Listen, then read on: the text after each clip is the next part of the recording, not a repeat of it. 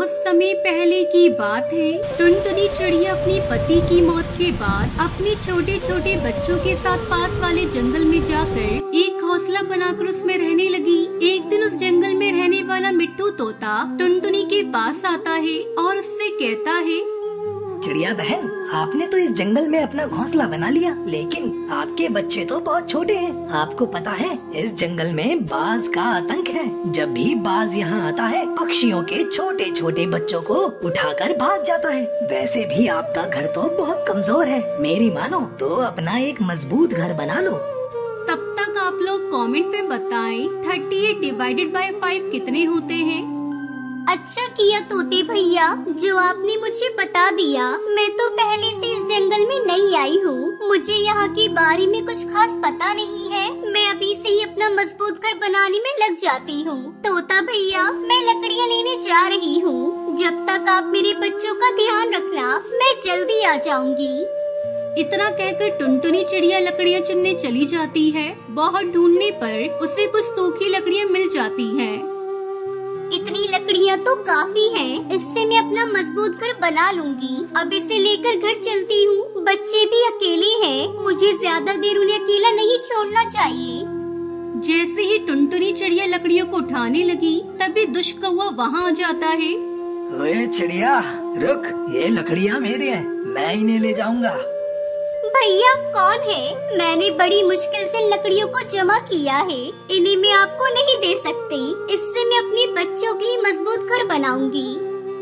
अच्छा तो तू सीधी उंगली से नहीं समझेगी, मुझे अपनी उंगलियां टेढ़ी करनी पड़ेंगी। वे देख मेरे पास रामपुरी चाकू है, अगर तूने अभी ये लकड़ियां मुझे नहीं दी तो मैं इसी से तेरा पेट फाड़ डालूंगा। नहीं नहीं भैया ऐसा मत करना, मेरे छोटे छोटे बच्चे हैं। ले जाओ ये लकड़ियाँ, मैं अपना दूसरा इंतजाम कर लूंगी। अब आई ना लाइन पर, बड़ी आई थी मुझे मना करने वाली। चल हट यहाँ से। कालू को वो सारी लकड़ियों को लेकर वहाँ से चला जाता है। टुनटुनी पास ही के एक पेड़ पर बैठ जाती है और रोने लगती है। अब मैं क्या करूं? अपने बच्चों की रक्षा कैसे करूं? जालिम बाज आज मेरे बच्चों को कहीं उठाकर ले न जाए। हे भगवान मेरे बच्चों की रक्षा करना। टुनटुनी के आंसू उस पेड़ के नीचे तपस्या कर रहे साधु बाबा पर गिरते हैं। अरे ये चिड़िया क्यों रो रही है? क्या बात है? मुझे इससे पूछना होगा। चिड़िया रानी, ओ चिड़िया, नीचे आओ और अपने रोने का कारण मुझे बताओ। टुनटुनी अपनी सारी बात साधु महाराज को बताती है। साधु महाराज तुरंत अपने कमल का पानी मिट्टी पर गिराते हैं और देखते ही देखते वहाँ एक मिट्टी का घर प्रकट हो जाता है। ये लो चिड़िया रानी, तुम्हारे और तुम्हारे बच्चों के लिए ये मजबूत मिट्टी का घर। इसे कोई भी पक्षी कोई नुकसान नहीं पहुंचा सकता। ये जादुई मिट्टी का घर है। तुम अपने बच्चों के साथ इस घर में बिना डर के रह सकती हो। आपका बहुत बहुत शुक्रिया बाबा जी, मैं आपका ये एहसान कभी नहीं चुका पाऊंगी। आपने मेरी इतनी बड़ी मुसीबत को दूर कर दिया। फिर बाबा बाज अपनी शक्ति से उस मिट्टी के घर को उसके पेड़ पर भेज देता है। अगली रात दुष्बाज शिकार की तलाश में टुनटुनी के घर के पास आता है। वो टुनटुनी के घर को तोड़ने की कोशिश करता है, तभी उसे जोरदार करंट का झटका लगता है। वो डरकर तुरंत वहाँ से भाग जाता है। उस दिन के बाद से टुनटुनी चिड़िया उस मिट्टी के घर में खुशी खुशी अपने बच्चों के साथ रहने लगी। कई दिनों से जंगल में लगातार बारिश हो रही थी। हे भगवान, पता नहीं ये बारिश कब रुकेगी। पूरे घोंसले में बारिश का पानी टपक रहा है। अरे टूनी जल्दी भाग, कहीं ये घोंसला टूटकर गिर न जाए। मैं लूसी को लेकर बाहर जा रही हूँ। अपनी माँ की चिल्लाने की आवाज सुनकर टूनी चिड़िया जल्दी से भागकर घोंसले से बाहर निकल आती है। अचानक तेज आवाज के साथ टुनटुनी का घोंसला टूटकर पेड़ से नीचे गिर जाता है। अब उनके पास रहने का कोई ठिकाना नहीं था। टुनटुनी चिड़िया अपनी बेटियों को लेकर बारिश में इधर उधर भटकने लगती है। ये कैसी आफत आ गई मेरे ऊपर। इतनी तेज बारिश में मैं अपनी बच्चियों को लेकर कब तक भटकती रहूंगी। कहीं कोई सर छुपाने की जगह मिल जाती तो अच्छा होता। काश तेरे पापा जिंदा होते तो आज हमारा पक्का घर होता। इस तरह हमें दर बदर की ठोकरें नहीं खानी पड़ती। तभी टूनी चिड़िया को दूर एक पेड़ के नीचे बहुत बड़ा गुलाब दिखाई देता है। माँ देखो, उस पेड़ के नीचे एक बहुत बड़ा गुलाब पड़ा हुआ है। चलो चलकर उस गुलाब में छुप जाते हैं।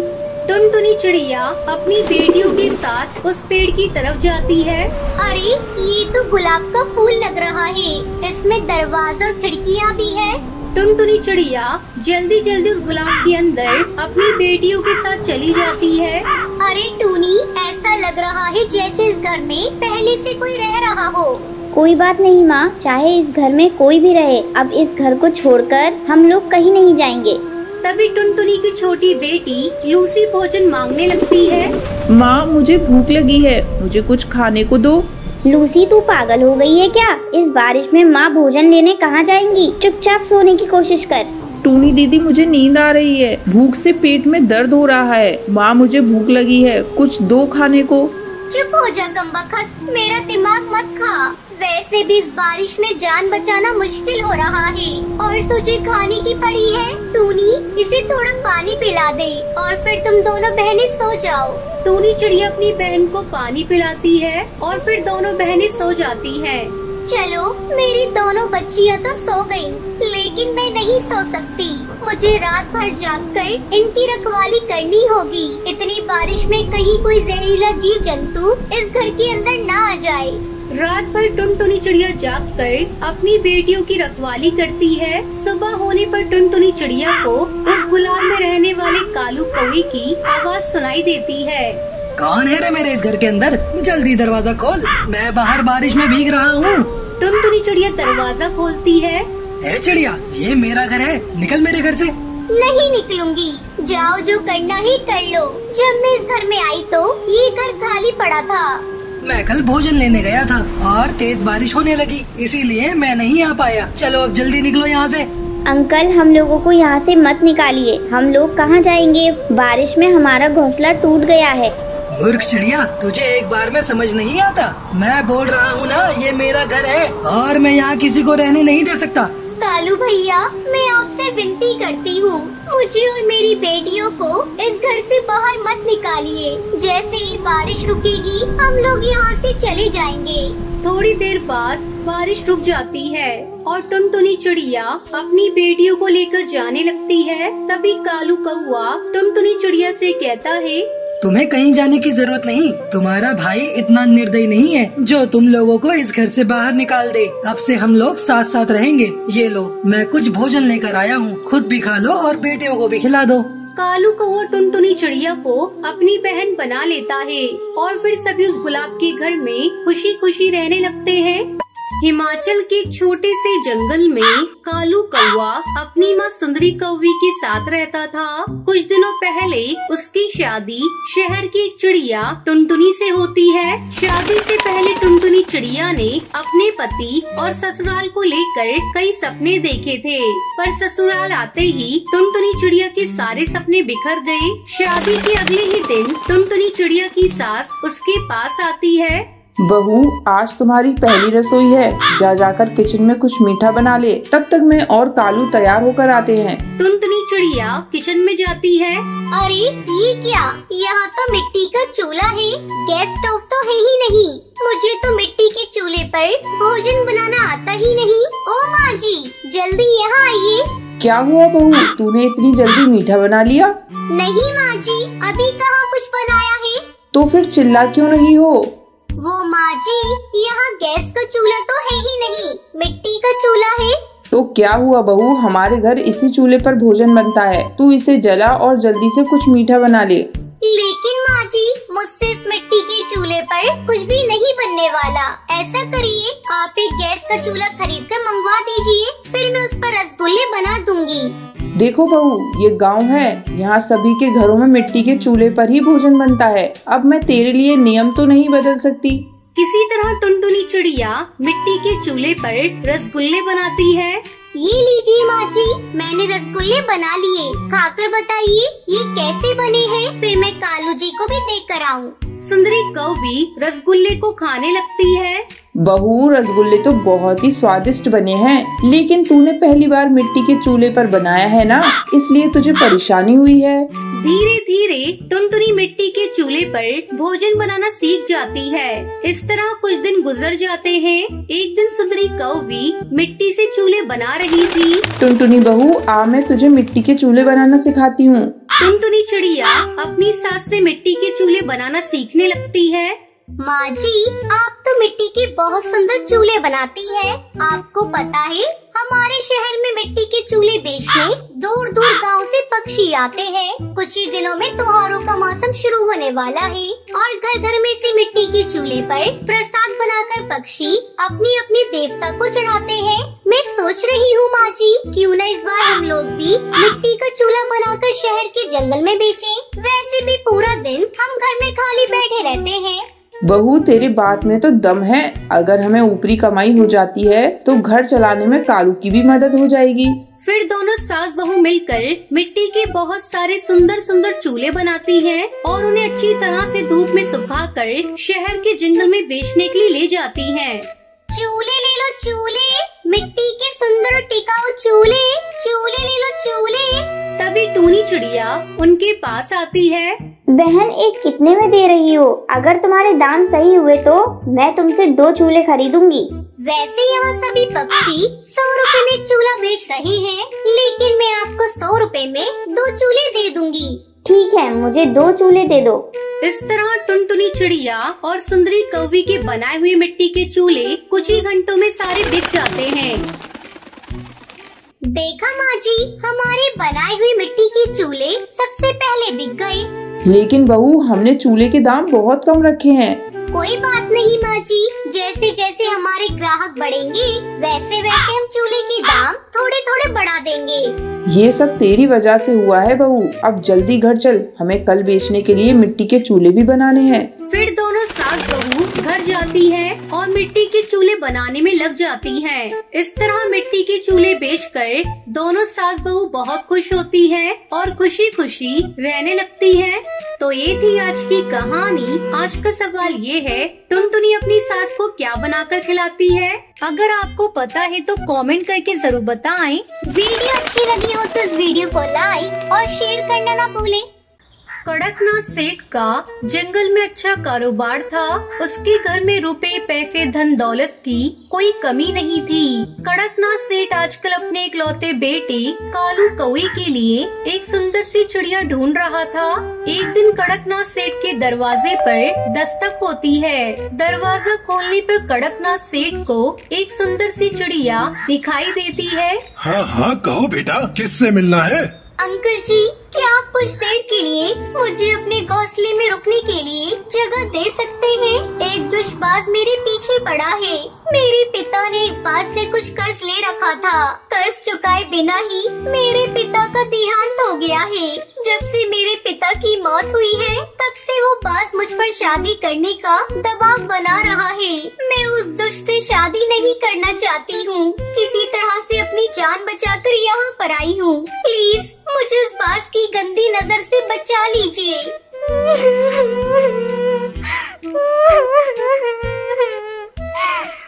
इतना कहकर टुनटुनी चिड़िया फूट फूट कर रोने लगती है।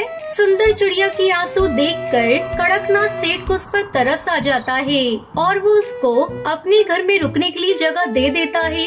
अरे बेटी, रो नहीं तुम, इसे अपना ही घर समझो। जब तक तुम्हारे लिए किसी और जगह का इंतजाम नहीं हो जाता तुम आराम से यहाँ रह सकती हो। अगले दिन अंकल जी, आज से दोनों वक्त का खाना और घर की साफ सफाई का सारा काम मैं किया करूँगी। अब आपने मुझे घर में रखा है तो मेरा भी तो कुछ फर्ज बनता है ना, मैं भी आपके काम में हाथ बटाऊं। देखते ही देखते चंद ही दिनों में टुनटुनी चिड़िया कड़कनाथ और उसके बेटे का दिल जीत लेती है। अरे जिस बहू की तलाश में इतने दिनों से कर रहा था, मुझे लगता है टुनटुनी के रूप में मुझे वो बहू मिल गई है। अगर तुम्हें पसंद हो तो मैं टुनटुनी से तेरी शादी की बात चलाऊं? हाँ पापा, टुनटुनी तो मुझे भी बहुत अच्छी लगती है। अगर वो शादी करके हमारे घर आ जाएगी तो हमारा घर तो सच में स्वर्ग जैसा सुंदर हो जाएगा। उसके बाद कालू कौआ और टुनटुनी की शादी की तैयारियां शुरू हो जाती है। कड़कनाथ सेठ अपने इकलौते बेटी की शादी के लिए महंगे से महंगे जेवर और 36 पकवान बनवाता है। खूब धूमधाम से शादी का आयोजन होता है, जिसमें जंगल के सभी बड़े बड़े पक्षी महंगे तोहफों के साथ शामिल होते हैं। शादी के अगले दिन हरिया काका कड़कनाथ सेठ के घर आता है और जोर जोर से दरवाजा पीटते हुए बोलता है, अरे कड़कनाथ भाई साहब, उठिए, आखिर कब तक सोते रहेंगे? अरे सुबह से शाम होने आई है, क्या बात है? आज तो आपके घर का दरवाजा ही नहीं खुला। बार बार दरवाजा पीटने पर भी जब दरवाजा नहीं खुलता है तो हरिया काका पड़ोस के पक्षियों को बुला लाते हैं। सभी पक्षी मिलकर दरवाजा तोड़ देते हैं और घर के अंदर दाखिल होते हैं। अरे ये क्या हो गया? भाई साहब का तो पूरा घर खाली हो गया। रात में उनके घर में आए हुए इतने सारे तोहफे सब कहाँ चले गए? और इतना दरवाजा पीटने के बाद भी ये भाई साहब और कालू आखिर जाग क्यों नहीं रहे हैं? और इनकी नई बहू कहाँ चली गई? हाय, कोई पानी डालो इनके ऊपर, पहले इन्हें होश में तो लाओ, बाकी की कहानी तो ये खुद सुनाएंगे। फिर सभी पक्षी कड़कनाथ सेठ और कालू को होश में लाते हैं। अरे क्या बात है भाइयों, आप लोग सब मेरे घर में कैसे जमा हो गए? अरे कुछ बात हुई है क्या? नहीं भाई साहब, बात तो आप बताओ, आखिर हुआ क्या है? आप दोनों बाप बेटे बेहोश क्यों पड़े थे? और आपकी बहू कहाँ गई? आपका पूरा घर भी खाली पड़ा है। अपने घर की हालत देखकर और अपनी बहू टुनटुनी को यूँ गायब देखकर वो दोनों सारा माजरा समझ जाते हैं और सर पकड़कर रोने लगते हैं। हाय हाय, मैं तो लुट गया, मैं बर्बाद हो गया। अरे वो कोई मजबूर चिड़िया नहीं थी, अरे वो तो एक लुटेरी दुल्हन थी जो पूरा प्लान बनाकर आई थी और मेरा सारा रुपया पैसा और धन दौलत लूट कर भाग गई। अब मैं क्या करूँगा? उसे कहाँ ढूंढूंगा? अरे मैंने उस पर भरोसा किया और उसने मेरे साथ इतना बड़ा विश्वासघात किया। कड़कनाथ सेठ इतने बड़े धोखे से उभर नहीं पाता और कुछ ही दिनों में सदमे से उसकी मौत हो जाती है। इस घटना के कुछ दिनों बाद पासी के जंगल के पक्षी आपस में बातें कर रहे थे। अरे दोस्तों, क्या आज ये अखबार पढ़ा? अरे ये देखो, आज के अखबार में क्या खबर छपी है? शहर से आए हुए एक करोड़पति कबूतर को गांव की सीधी सादी सी चिड़िया की जरूरत है। ना कोई दहेज, ना कोई बंधन, बस सादगी से शादी करके अपने साथ शहर ले जाना चाहते हैं। अरे भाई, पूरे जंगल में ये खबर फैला दो। अरे क्या पता हमारे जंगल के किसी पक्षी का भविष्य ही संवर जाए।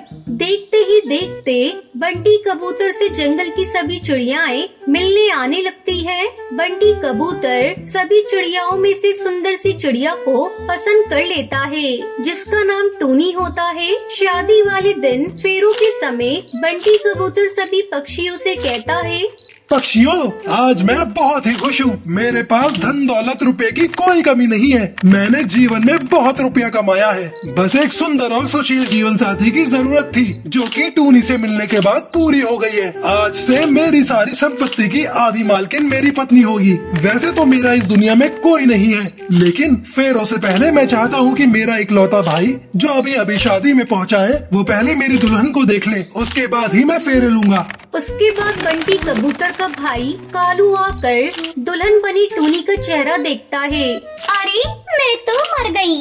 इतना कहकर टुनटुनी चिड़िया वहाँ से भागने लगती है। अरे भाग क्या रही हो मेरी प्यारी दुल्हनिया? और कितने नाम बदलोगी? अब तुम खुद अपनी कहानी सुनाओगी या मैं सुनाऊं?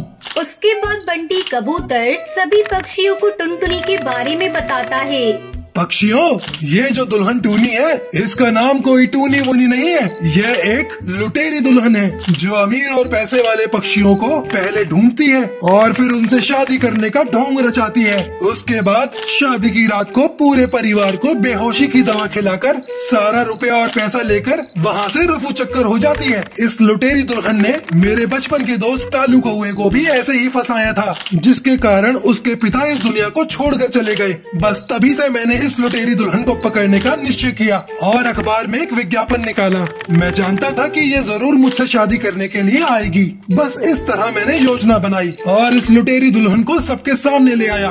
बंटी कबूतर की बात सुनकर सभी पक्षी उस लुटेरी दुल्हन को पुलिस के हवाले कर देते हैं। बाद में कालू को उसके घर से अपना लूटा हुआ रुपया और जेवर भी वापस मिल जाता है। फिर वो अपने दोस्त बंटी कबूतर के साथ खुशी खुशी रहने लगता है।